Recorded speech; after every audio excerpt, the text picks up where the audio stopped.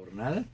Y desde luego ustedes tuvieron la información en el momento oportuno. En la noche ya el Consejo Electoral emitió sus resultados y desde luego me llamó la atención sí estados que perdió el gobierno, o sea, porque los estados que perdió el gobierno no dejan de ser muy importantes. Zulia, por ejemplo, Táchira, por ejemplo, son dos estados bastiones. Mérida también hay que incluirlo, pero lo que es Zulia y Táchira, lo del Táchira se esperaba que perdieran, pero también se esperaba que ganara Henry Falcón en Lara y no ocurrió.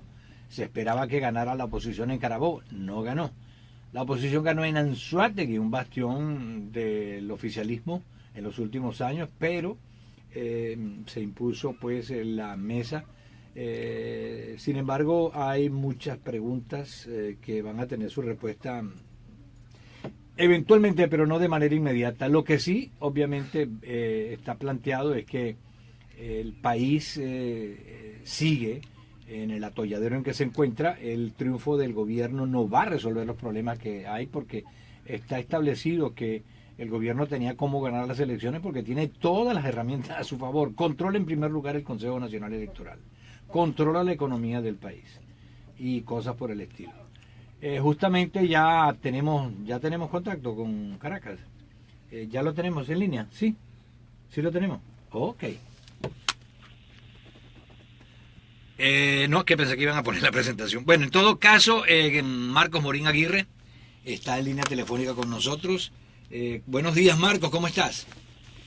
Buenos días, Julio César y amigos de Actualidad Radio. Un abrazo de Caracas. Mira, estaba hablando, Marcos, sobre este fenómeno de Zulia y Táchira, sobre todo Zulia y Táchira. Anzoátegui lo podría meter en el mismo saco y Nueva Esparta, pero Zulia me cuesta pensar de que lo haya ganado tan cómodamente Guanipa. En el Táchira, la dama que ganó las primarias en la MUD también barrió a Bielba Mora. Bielba Mora no ha hecho un buen trabajo, pero me pregunto hasta qué punto los oficialistas perdedores son maduristas o chavistas realmente, y si eso tuvo alguna incidencia en que los ayudaran o no, o que lo dejaran irse por el barranco. Sí, bueno, fíjate, estas elecciones, Julio César, tuvieron una particularidad. Como bien lo señalabas, primero, todos los vicios que se dieron en cuanto a los movimientos, las migraciones de centros electorales, además de lo que es el tema de la logística del CNE, que en algunos casos hubo máquinas que no fueron repuestas, se dañaron extrañamente y no hubo gente a las 8 de la noche que todavía está esperando por votar en algunas circunscripciones muy claves de la oposición, porque esto pasó abiertamente en circunscripciones muy claves de la que era votos duros de la oposición. Estos escenarios del Zulia y del Táchira hacen prever que más allá de las victorias habría una especie, y es algo muy personal que digo, habría una especie como de, ceder estos espacios el gobierno para no quedar tan abruptamente como unos fraudulentos y, por el contrario, lavarle un poco la imagen al gobierno. Porque es que si el fraude se hubiese querido hacerse en las 23 gobernaciones, y sobre todo el chavismo perdiendo el Zulia y perdiendo el Táchira, son dos escenarios fronterizos y importantísimos, claves. De hecho, también el Estado Mérida lo pierde el chavismo después de muchos años que estuvo en el poder gobernadores adeptos a Chávez. Y como contraparte, el tema de Miranda es un tema que sorprende, porque si bien es sabido que la empatía que se sentía por Capriles Radonsky no es la misma a la que Ocariz tenía, y esto te lo digo con conocimiento de causa por mucha gente que en Petare, que es donde es el alcalde, en el municipio de Sucre, empezaron a ver muy mal la gestión de él. Pareciera un pase de factura inclusive de la misma oposición. Realmente la abstención también jugó un papel importante, un papel clave dentro de este proceso. Y el traslado de muchos votantes también, que eso fue terrible. Dígame lo de Chacao. Lo de Chacao fue terrible. Gente que no pudo votar. Sí, de Chacao, de hecho yo estuve haciendo recorridos, algunos centros estuvieron abiertos perfectamente bien, como la Escuela Andrés Bello, pero había otros centros donde hicieron operación Morrocoy y al final decidieron cerrar los centros electorales y no permitieron el voto de las personas. Los escenarios que se pensaban que iban a ser los normales eran los estados Apure, normales para el chavismo Victoria, estado Apure, estado Portuguesa, estado Guárico, que son estados duros del chavismo, igual que el estado del Tamacuro. El estado Vargas. Bolívar, fíjate, sí, el Vargas. Fíjate que el estado Bolívar lo pierde el chavismo y vuelve Andrés Velázquez a gobernador después de tantos años. ¿Ya queda definido para Andrés Velázquez ese estado? Fue adjudicado por el Consejo Nacional Electoral la gobernación de Bolívar. ¿Tú tienes los números de Bolívar? Porque ese fue lo que ya anoche, esperando información, no me llegaba, entonces al final decidí acostarme. Sí, no, me imagino, porque de hecho, aunque extrañamente el CNE lanzó los resultados más temprano de lo normal, en el caso de Bolívar, Andrés Velázquez gana por un porcentaje muy pequeño. Obtuvo la victoria con 272.198 votos, que equivale al 49.43, versus 266.853, que corresponde al señor Justo Noguera, del chavismo, que obtuvo el 48.47. O sea, por un 1% aproximadamente flat, digámoslo así, 1% completo, estaría ganando, o fue el vencedor Andrés Velázquez, y ya fue adjudicada la gobernación de Bolívar a Andrés Velázquez. Eso pudiera también demostrarnos a nosotros otra cosa, que más allá del cantar fraude, quizás hay gobernaciones muy claves que se ganan, pero también hay muchas gobernaciones, y eso hay que hacerlo entender a la población, sobre todo que está fuera de Venezuela. La mayoría de las circunscripciones fuertes, que son las que determinan una elección presidencial, son precisamente, entre otras, el estado Zulia. Es decir, no se debe ver tampoco como un efecto derrotista lo que pasó, porque si sumamos los 23 estados, de todos los 23 estados, tú lo sabes, Julio César, como venezolano, hay estados, por ejemplo, como Apure, que la circunscripción electoral es muy pequeña, el estado Amazonas es muy pequeño, el estado del Tamacuro también. Cojedes, Yaracuy. En número, si tú sumas todos esos votantes, no llegan ni siquiera a un 60% de la votación nacional. Claro, a nivel óptico, el que no sabe dice, wow, hubo una raza del chavismo, 17 gobernaciones. Pero si tú te pones a ver en cuanto a los votos, no es tan descabellado pensar que eso haya ocurrido ahora. ¿Cuál es lo grave de la situación? Que el CNE coloca que la votación nacional fue un 54% para el chavismo. Eso sí es lo que no cuadra, y es donde empezamos a pensar si pudo haber habido un fraude, porque como se explica que en el 2015, con una realidad de país distinta, la oposición haya arrasado en la votación nacional, y tú me digas que ahora el chavismo te sacó 10 puntos con un país peor al del 2015 en las elecciones regionales. Yo te tengo una pregunta que va a la par con lo que acabas de decir.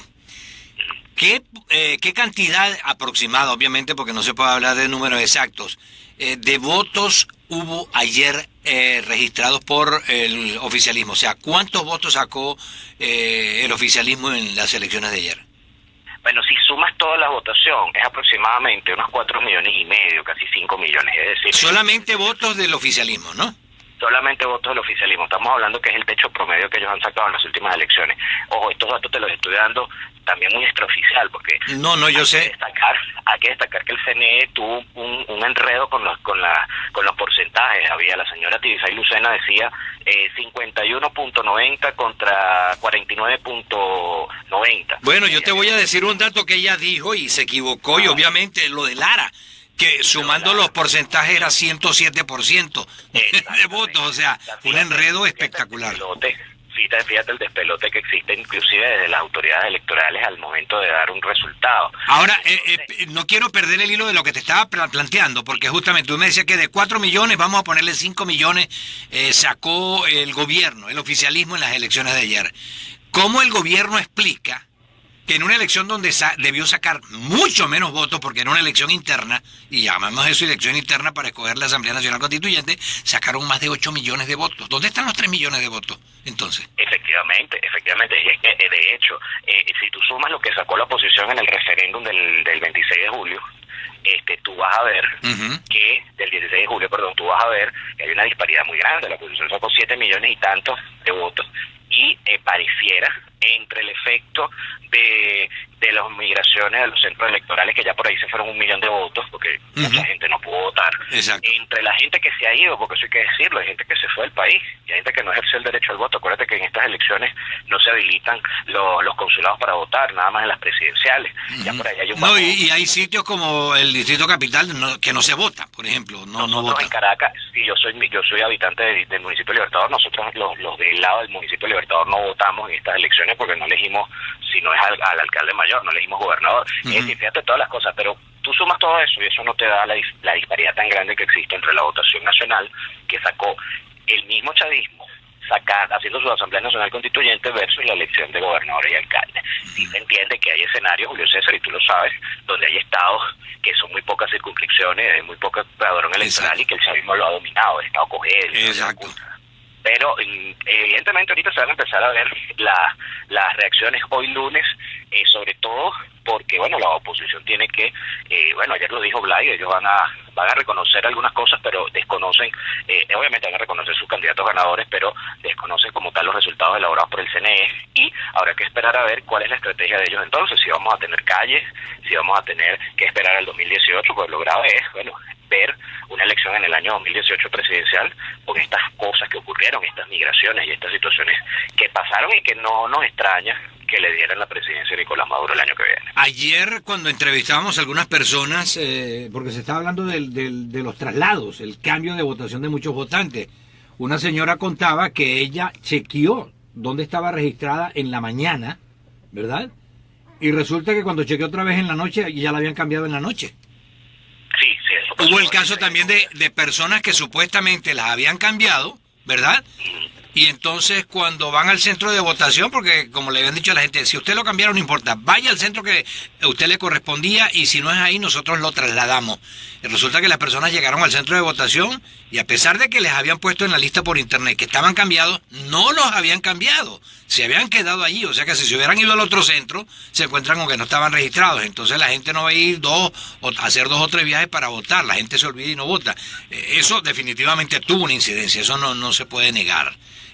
Obviamente hubo quienes se abstuvieron, no quisieron, no creen en el voto, eso también influyó, en fin, hubo muchos factores, pero definitivamente lo que tú estabas hablando, Marco, habrá que analizarlo con mucho cuidado porque ahí hay muchos números que no cuadran, definitivamente. Esto último que estábamos hablando, fueron 15 millones de votos que tanto de la MUD en las elecciones internas como del oficialismo en las elecciones internas de ellos para escoger la ANC. Entonces, 15 millones y ahora resulta que no llegan ni a 10 millones los votantes, en lo que es realmente la elección y donde debe votar más gente todavía. Entonces, ahí quedó desmantelado el argumento, por ejemplo, en el del gobierno, de que ellos tuvieron 8 millones de votos para escoger la Asamblea Nacional Constituyente. No, y acuérdate que lo extraño de todo, porque ellos mismos se